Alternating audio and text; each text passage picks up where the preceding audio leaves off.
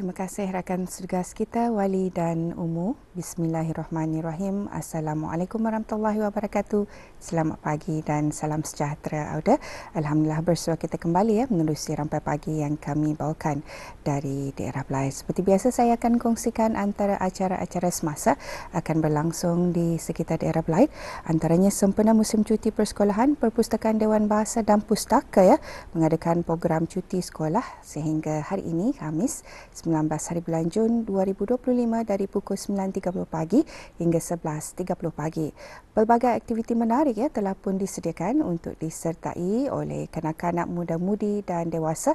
Bagi Auda yang ingin mengetahui apakah antara aktiviti yang telah pun disediakan, Auda bolehlah mengunjungi Perpustakaan Dewan Bahasa dan Pustaka, Cawangan Kuala Belait, Seria dan Kampung Pandan.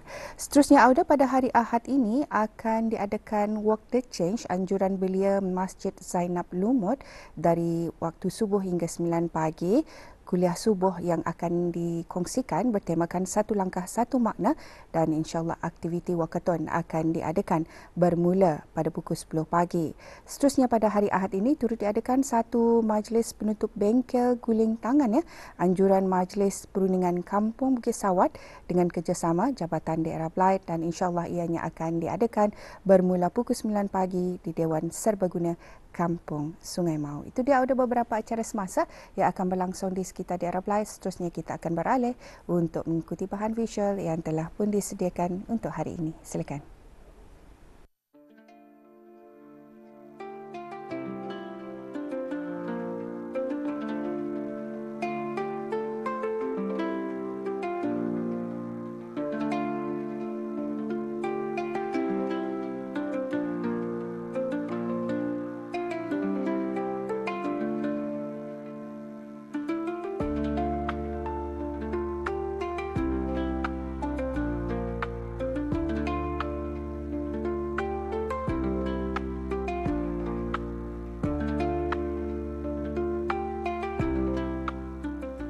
Secara keseluruhan, perpustakaan masjid memiliki peranan yang sangat penting dalam pembangunan masyarakat, baik dari segi spiritual, intelektual maupun sosial. Perpustakaan masjid menyediakan berbagai sumber bacaan keagamaan seperti Al-Quran, hadis, tafsir, buku-buku fikih dan sejarah Islam yang dapat membantu jemaah meningkatkan pemahaman dan pengetahuan agama mereka.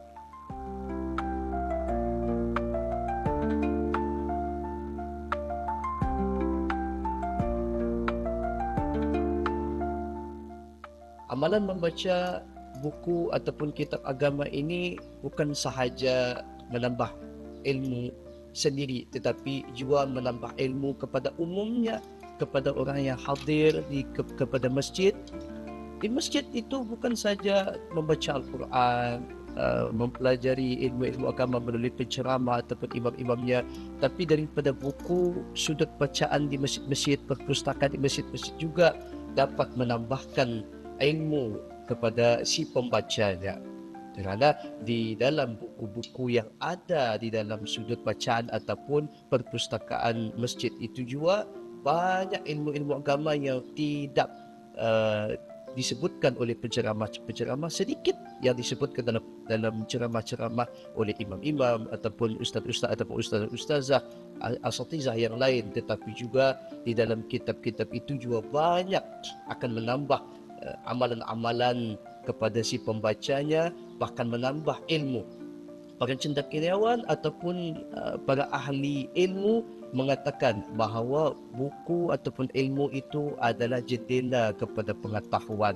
Maka oleh demikian membaca buku ataupun membaca ilmu-ilmu agama di dalam kitab-kitab itu akan menambah pengetahuan si pembaca, kerana itu akan membuka pintu-pintu pengetahuan kepada si pembacanya, bukan saja di perpustakaan yang umumnya, tetapi di masjid juga akan menambah ilmu agama setiap pembaca. Sebagai sebuah institusi pendidikan, masjid tidak terlepas daripada kewujudan perpustakaan. Perpustakaan masjid merupakan satu bentuk perpustakaan khas yang berfungsi untuk memenuhi keperluan intelektual masyarakat sekeliling.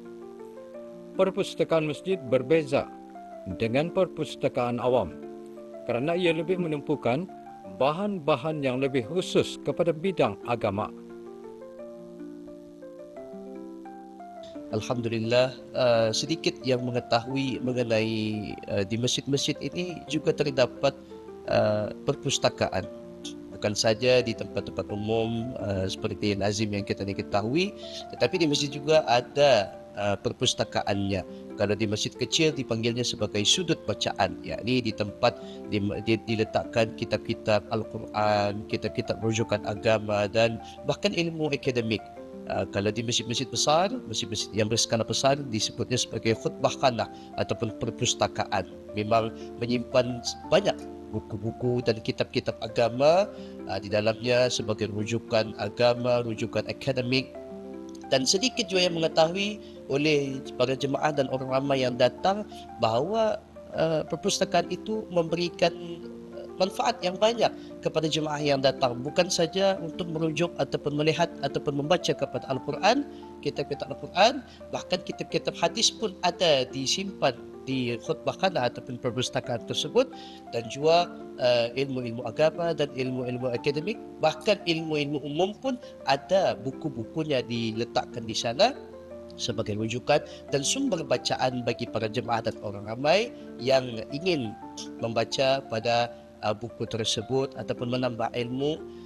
Selain daripada itu juga bukan hanya kepada imam-imam ataupun pegawai-pegawai masjid tempat bertanya, tapi justru sudut bacaan itu adalah tempat para jemaah menimba ilmu yang tidak diketahui ataupun tidak terdapat pada tempat-tempat umum. Maka disitulah perpustakaan masjid ataupun sudut bacaan masjid menjadi peranan kepada jemaah mengambil ilmu, menimba ilmu serta mendapatkan ilmu-ilmu pengetahuan yang umum, bahkan yang belum diketahui pun akan dapat diambil daripada sudut bacaan ataupun perpustakaan yang ada di masjid tersebut. Dengan menyediakan akses informasi dan sumber belajar yang berkualiti, perpustakaan masjid menyumbang dalam meningkatkan kualiti umat Islam secara keseluruhan, baik dari segi keimanan, pengetahuan maupun keterampilan. Dengan adanya perpustakaan, masjid juga berfungsi sebagai pusat pendidikan kerana melalui perpustakaan, jemaah masjid dan umat Islam amnya mempelajari apa yang telah dihasilkan sebelum ini dan sentiasa boleh mengikuti dan menyesuaikan diri dengan maklumat baharu secara positif.